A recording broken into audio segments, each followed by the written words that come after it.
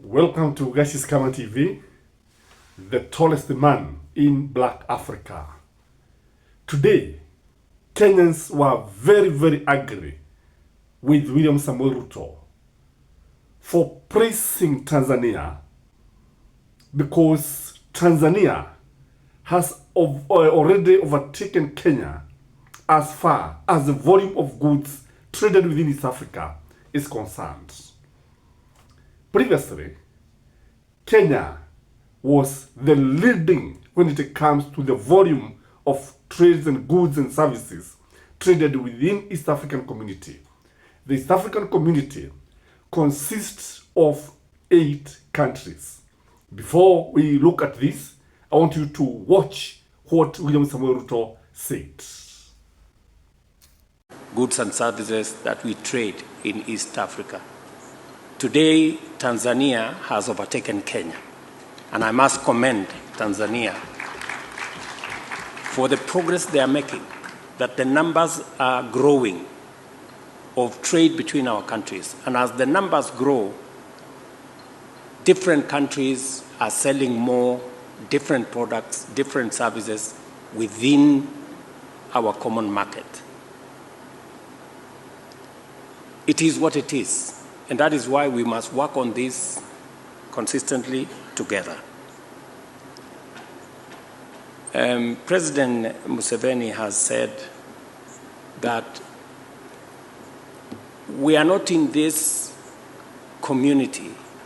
Ladies and gentlemen, we need to ask ourselves why William Samoei Ruto was saying this and how we found ourselves where we are today. How are we overtaken? When were we overtaken by our neighbors?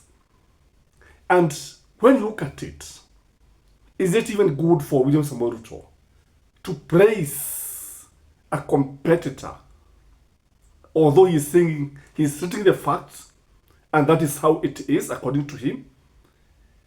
But when you look at him, there is no pain of losing to Tanzania. It looks like it is a normal thing.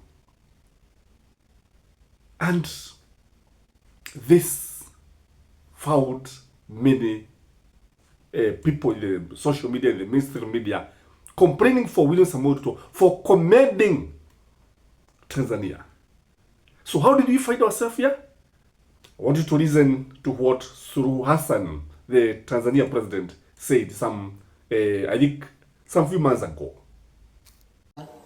Kituo cha uwekezaji Tanzania anahojiwa kwenye TV akasema mwezi Mei na Juni tumepokea wawekezaji kiasi ambacho hatujawahi kupokea, wengi mno, na thamani ya miradi iliyokuja ni hii.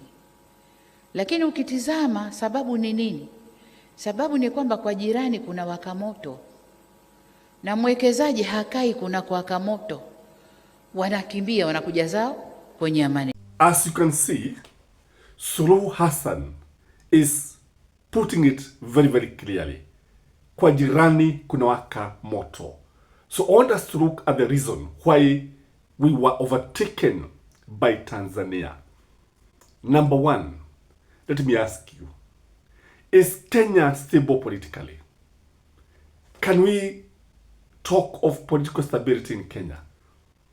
Since William Samoei Ruto took over power, this country has never been stable politically. The country has become very unpredictable. And as Suluhu Hassan is saying, nobody would want to go and put his money where he's not sure of what will happen tomorrow. William Samoei Ruto has been accused of abducting Kenyans. Remember the Gen Z? Remember the many demonstrations that have been taking place in this country? Remember the strikes that have been happening every day and many other things. So we cannot pride ourselves about political stability. Number 2, in my view, is because of corruption.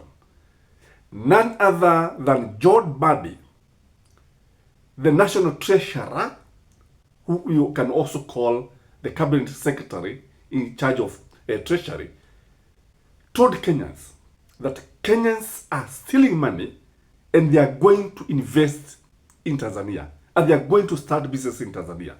So corruption is destroying this nation. Corruption is killing this country.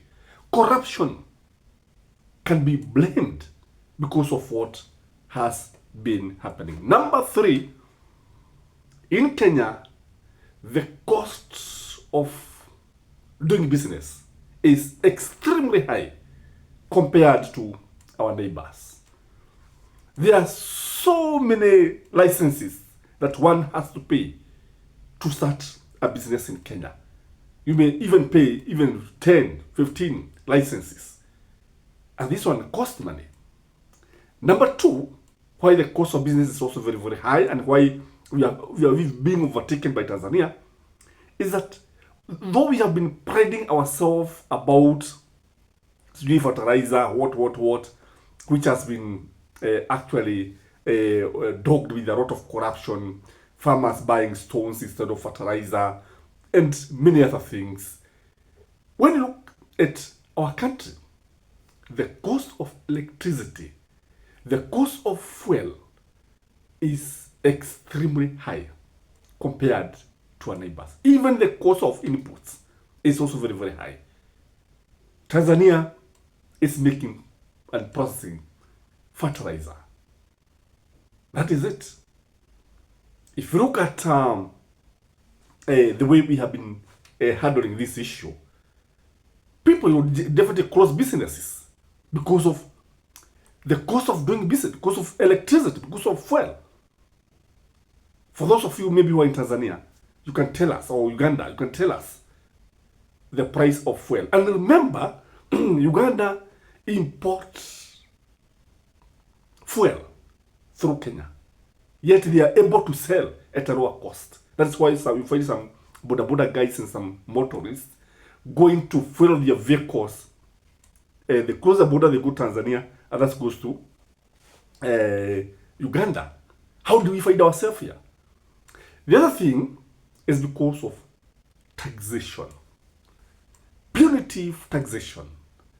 In fact, if there's a country where Kenyans are taxed, it is Kenya. It is Kenya. If you compare the kind of taxes, in my latest video I told you about the shrinking payslip of Kenyan workers. I told you it is shrinking every day. We have someone to introduce taxes every day. Businessmen. That is why we have tax collectors in Kenya who behave like policemen. They visit businesses and you are supposed to pay taxes. They force you to pay taxes.